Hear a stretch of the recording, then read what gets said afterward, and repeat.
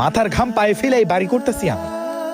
আর এই কন্ডাক্টর আমার যে এইভাবে কান পড়া দিয়ে বিল্ডিংটা করাইতেছে, আমি কখনোই ভাবি নাই যে হে আমার এত বড় ক্ষতি করবো।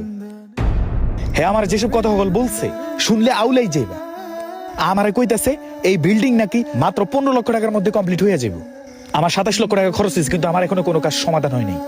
এখনো টাইলস বাকি, রং করা বাকি, উপরের এখনো অ্যাঙ্গেল কিনা হয় নাই, টিন কিনা হয় নাই। তো আমি কি করবো? হ্যাঁ, একটা বাড়ি করতে আমাকে পুরো জীবন শেষ করে দিতে হইব? আমি শান্তিটা করবো কবে? তুমি ঠিক কথাই কইছো, আগেই কন্ট্রাক্টর বাদ দিতে হইব, তারপরে এই বাড়ি কমপ্লিট করবো। শোনো, কালকে তুমি আসবা, আইসা আমার ফ্লোরগুলা এগুলো একটু সমান করে ফেলবা, ঠিক আছে? আর আমার কাজ শেষ না হওয়া পর্যন্ত সকাল টু সন্ধ্যা তুমি আমার সাথে থাকবা, আমিও থাকবো, ঠিক আছে? ঠিক আছে ভাই। আচ্ছা, আর তোমার কাছে যদি ভালো কোনো কন্ট্রাক্টর থাকে আমার বলো। আচ্ছা ঠিক আছে ভাই। ওই রুমের বাঁশগুলো একটু উঠে ফেলো।